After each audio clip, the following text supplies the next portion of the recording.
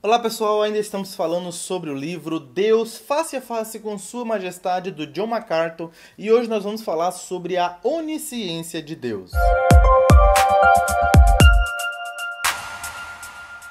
O que significa onisciência de Deus? Dizer que Deus é onisciente significa dizer que Ele sabe tudo. E nós, aqui em nossa imaginação, ficamos pensando, o que significa saber tudo? Será que Deus conhece muita coisa? Será que Deus sabe onde estão todos os espaços? Deus conhece os fatos quando eles acontecem ou irão acontecer? Ou Deus conhece até mesmo os corações dos homens?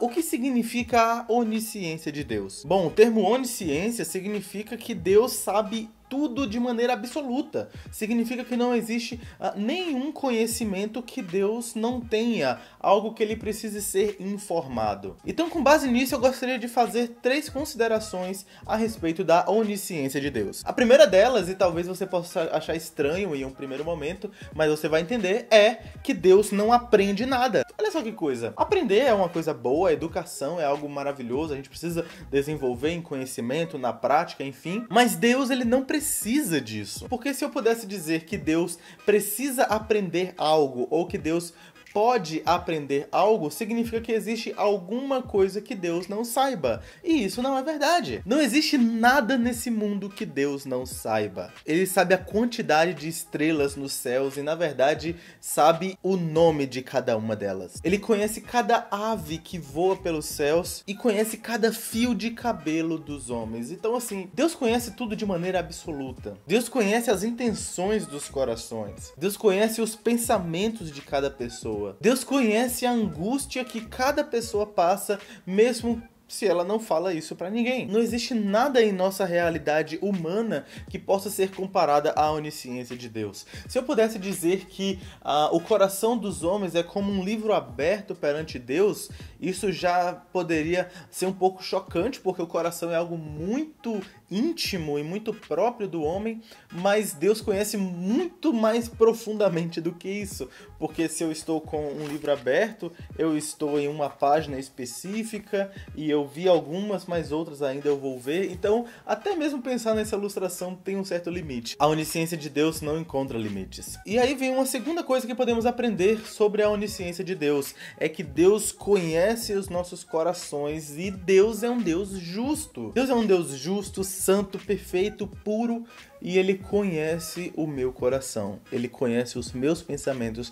Ele conhece as minhas intenções naquilo que eu falo. Isso significa que usar de hipocrisia perante Deus é totalmente em vão. Não existe nada que eu faça fingindo ser uma coisa, ao invés de ser sincero, que vá enganar Deus. Pode ser possível eu entregar algo para uma pessoa fingindo a intenção de agradá-la, quando na verdade eu só quero ganhar a confiança dela para usar de algum motivo ruim, e ela pode acreditar, mas perante Deus isso é impossível. Não adianta você orar aí na igreja, cantar louvores fingindo amar a Deus e adorar a Deus quando seu coração está entregue ao pecado e ao mundanismo. Você não vai enganar Deus, porque Deus conhece o seu coração. Nós somos chamados a confessar os nossos pecados perante Deus, isso é verdade, mas isso não é para informar Deus dos pecados que temos cometido. Ele conhece os nossos pecados, Ele sabe que temos pecado contra Ele. E Ele conhece até mesmo aqueles pecados que não são confessados. O nosso dever de confessar os pecados não é para informar Deus, mas é para concordar com Ele. Eu não digo, Deus, eu falei de maneira indevida com os meus filhos,